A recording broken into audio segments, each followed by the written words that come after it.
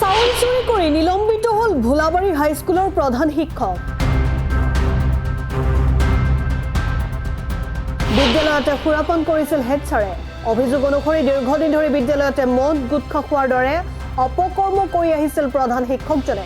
বিদ্যালয়ৰ ছাত্ৰ ছাত্ৰীৰ বাবে চৰকাৰে যোগান ধৰা চাউল আত্মসাৎ কৰি অৱশেষত নিলম্বনৰ সন্মুখীন হল এইজন প্ৰধান শিক্ষক। কলাইগাঁও ৰাজচক্ৰ কাৰ্যালয়ৰ অন্তৰ্গত ভোলাবাৰী হাইস্কুলত সংঘটিত হৈছে এনে ঘটনা। অভিযোগ অনুসৰি বিদ্যালয়ৰ প্ৰধান শিক্ষক ধনেশ্বৰ ডেকাই দীৰ্ঘদিন ধৰি ছাত্ৰ ছাত্ৰীৰ দুপৰীয়া ভোজনৰ চাউল আত্মসাৎ কৰি আহিছিল।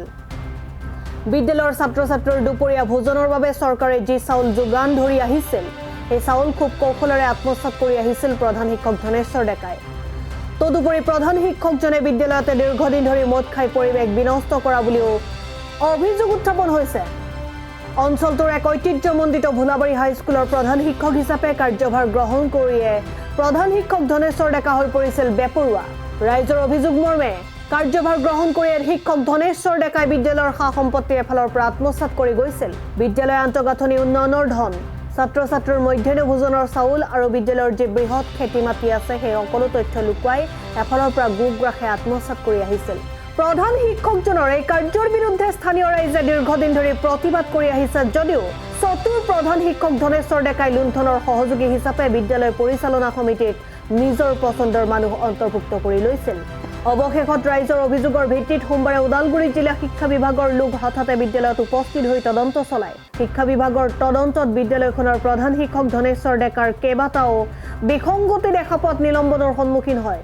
ইপিনে একাংশ অভিভাৱকৰ অভিযোগ বিদ্যালয়খনত 3গৰাকীকৈ চতুৰ্থ শ্ৰেণীৰ কৰ্মচাৰী থকা স্বত্তেও আৱৰ্জনাৰে ভৰি থাকে বিদ্যালয়ৰ শ্ৰেণীকোঠাসমূহ। ওদালগুৰিৰ পৰা চিন্ময় ডেকাৰ report Assam times.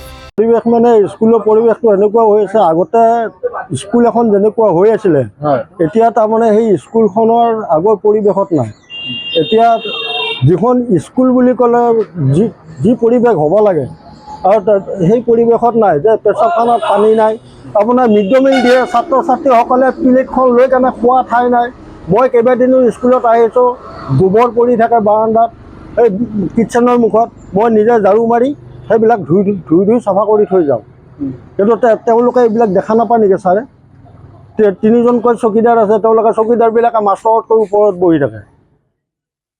Mid day মিলটো এনেকৈ য'তে ত'তে গৰু ছাগলীৰ দৰে খাব নোৱাৰে নহয় ল'ৰা ছোৱালীয়ে। গতিকে এইবিলাক যাতে তেওঁলোকে চম্ভালি লয় আৰু স্কুলৰ পৰিৱেশত লৈ আহক। তেওঁলোকে যদি এনেকুৱা পৰিৱেশতেই থাকে তেনেহ'লে ল'ৰা ছোৱালী কি পৰিৱেশ হ'ব? ল'ৰা ছোৱালী ভাল হ'বলৈ লাগিলে স্কুলৰ পৰিৱেশটো ভাল কৰিব লাগিব। প্ৰধান শিক্ষকক মই আজিলৈ একো কোৱা নাই, কিন্তু এনে চকীদাৰবিলাকে বা এই ৰান্ধনীবিলাকে দেখিছে মই কেইবাদিনো বাৰান্দাখন ঝাৰু মাৰি আহোঁ।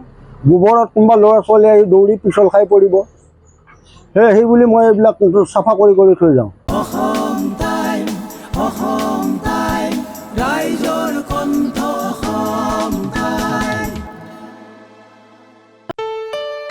ঘৰত আনন্দ আৰু সম্পৰ্কৰ চমক বজাই ৰাখিবলৈ জৰুৰী হৈছে সকলো আনন্দময় মুহূৰ্তত মৰমৰ উপহাৰ দিয়াটো।